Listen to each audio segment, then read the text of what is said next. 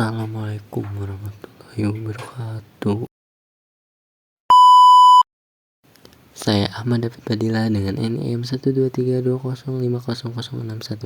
Di sini saya akan membuat video untuk tugas mata kuliah Sejarah Peradaban Islam. Di sini saya akan menjelaskan beberapa barang peninggalan Islam. Apa aja sih?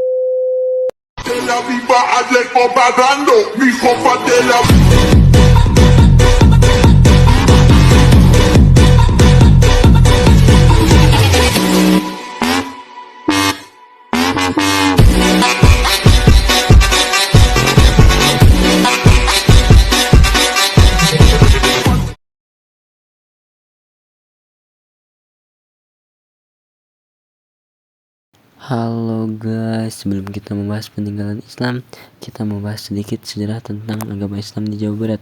Pada tahun 1525 Masehi, Fatahillah datang di Banten sebagai utusan Sultan Demak dengan tujuan menyebarkan agama Islam. Beliau dikenal sebagai menantu Sunan Gunung Jati dan anggota Wali Songo. Menurut Parsiloka, Islam datang lebih awal, yakni tahun 1470 Masehi di Cirebon dan di Indramayu, ketika seorang guru Islam bernama Syarif Hidayat yang bergelar Sunan Jati. Dari sanalah Islam menyebar ke daerah lain di Jawa Barat. Segitu sedikit penjelasan agama Islam di Jawa Barat. Bye bye. Ini adalah barang peninggalan pertama yang akan aku bahas.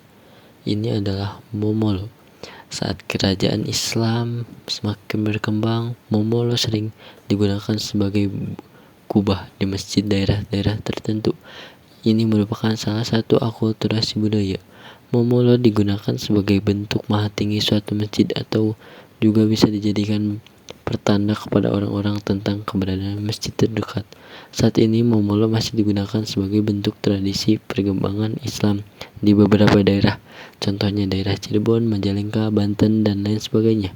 Momolo biasanya memiliki bentuk segi empat atau bulat yang strukturnya semakin runcing ke atas.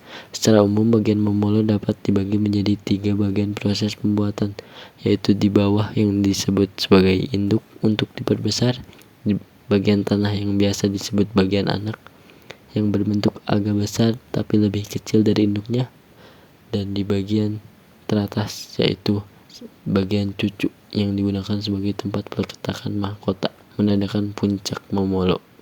Momolo diletakkan di bagian atas sebuah bangunan yang memiliki makna. Kita masuk ke barang peninggalan yang kedua, yaitu ada Serat Yusuf. Naskah Serat Yusuf ini berbahan lontar. Teks ditulis dengan aksara cacarakan berbahasa Kawi. Teks Serat Yusuf merupakan sebuah kisah perjalanan Nabi Yusuf dari masa kecilnya sampai beliau dewasa. Makna yang terkandung dalam Serat Yusuf yaitu terdapat sifat-sifat terpuji yang dimiliki oleh Yusuf, meliputi berprasangka baik, pemaaf, penyabar, tidak sombong, dan bijaksana, sehingga dapat dijadikan pedoman dan contoh bagi kehidupan di masyarakat.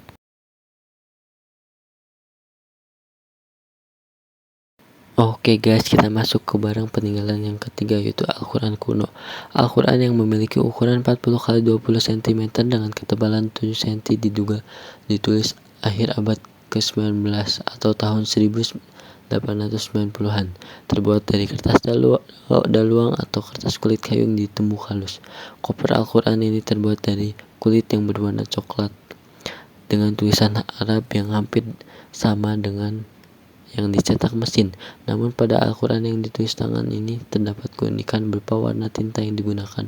Penulisnya menggunakan warna tinta hitam dan merah, tapi sayang penulisnya tidak membuih hiasan atau mushaf di setiap lembar Al-Quran, sehingga terlihat sangat sederhana. Kondisi Al-Quran ini masih 99% utuh. Hanya segitu yang bisa saya sampaikan. Maaf kalau banyak kekurangan, karena kekurangan berasal dari saya dan kelebihan berasal dari Allah Subhanahu wa Ta'ala. Wassalamualaikum warahmatullahi wabarakatuh.